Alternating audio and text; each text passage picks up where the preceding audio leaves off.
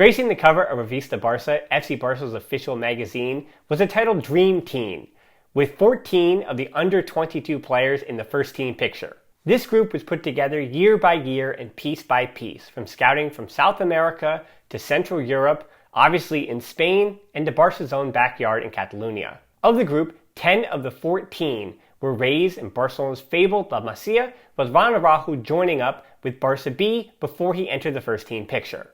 11 of the 14 are Spanish, but only 6 of the 14 are Catalan. So how did this group, this golden generation, all arrive in the first team at the same time? We're going to answer that question today. By the way, all the information in this video is researched by me to the best of my ability, so if you have comments or you have other ideas or things you've heard differently, leave those in the comments below. And while you're down there, make sure you give us a like, subscribe, because we are on our way to 10,000, and as I've said, there might be a little surprise for everybody when we get there. Let's start with one of the Catalans. Alex Collado, 22, is probably in the worst situation of everybody on this list.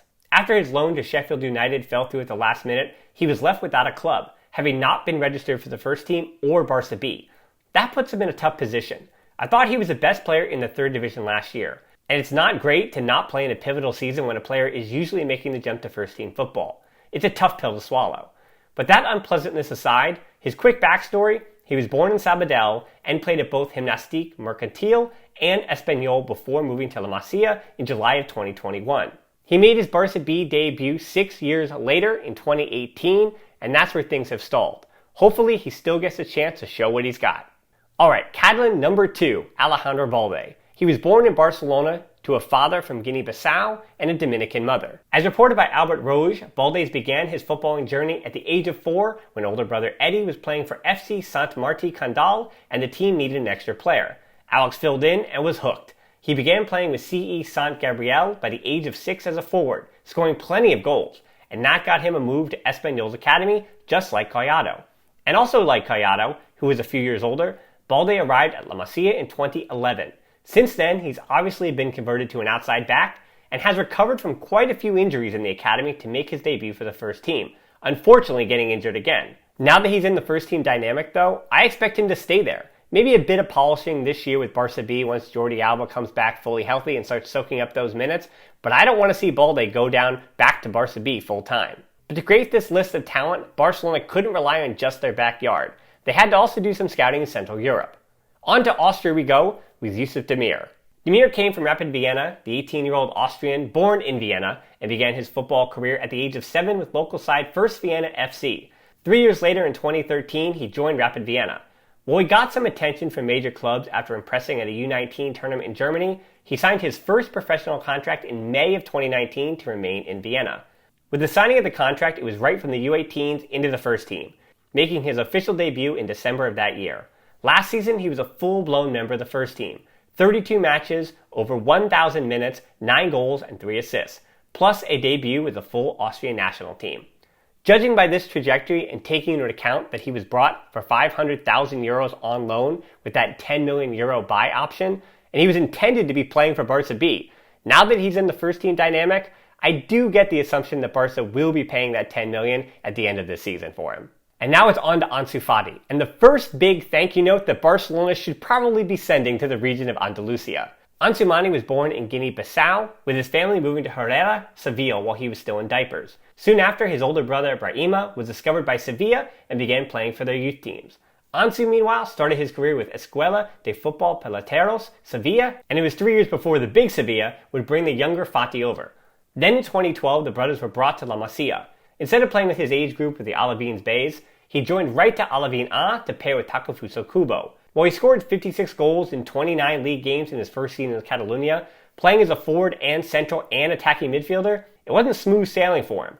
In 2015, he was investigated and could not practice with his teammates for a brief time due to that FIFA ban. And soon after, he broke his tibia and fibula in his right leg. 10 months later, he returned and fortunately looked better than ever. At 16, he made the jump to Juvenil A, the U19s, and a few months later, Ernesto Valverde gave him his debut in August of 2019 against Real Betis, and other than this injury that's kept him out for the last 10 months or so, the rest, as they say, is history.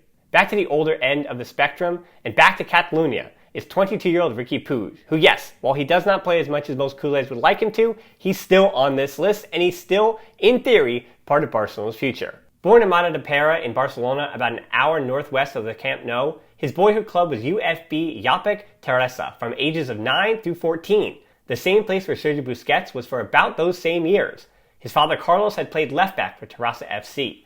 In July of 2014, he moved to La Masia and the Cadet As, playing as a false 9 and attacking midfielder. Over the years, he's obviously moved back into a more traditional interior role, but we all see where he's most comfortable.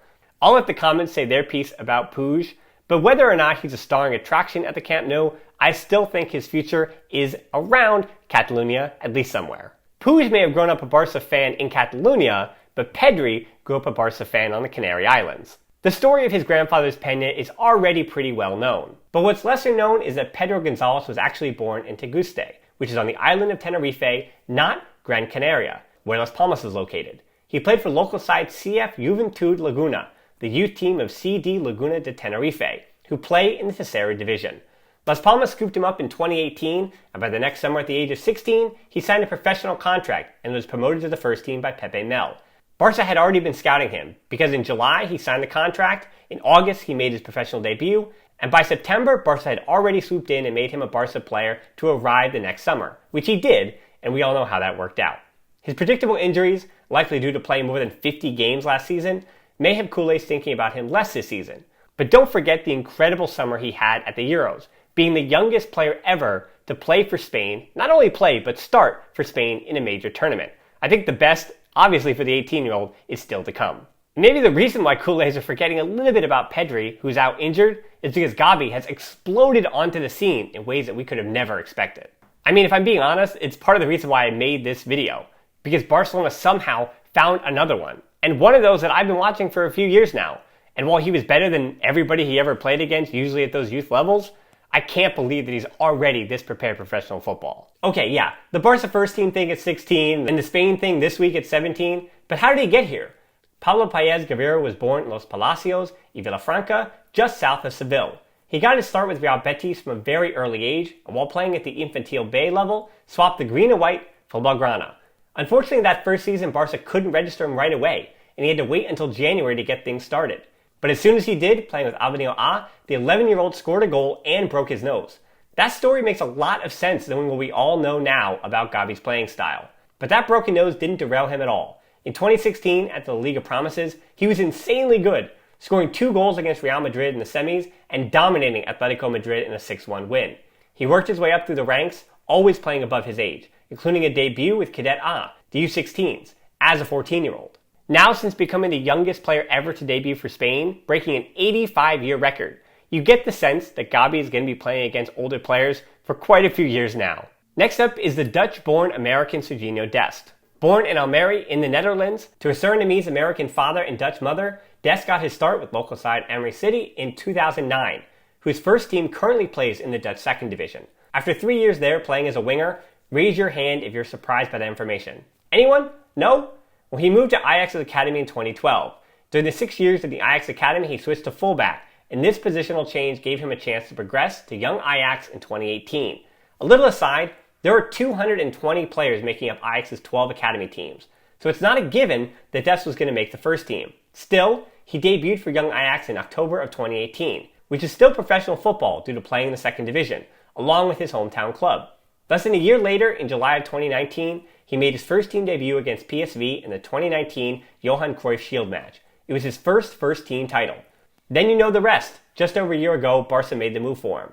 Was it too soon? Probably. But I'm a biased American who thinks that Sergino Dest has all the tools if he can make that next step, if he can make that leap to be the player we all know he can be. Alright, so I was going to put all of this in one video, but at this point, it's getting a bit long. So we're going to have to do a part 2. And make sure you subscribe to this channel so you don't miss part 2. As I said, we're also on our way to 10,000, so just help us get there. And until then, as always, look out for part 2 tomorrow. But until then, Forza Barca.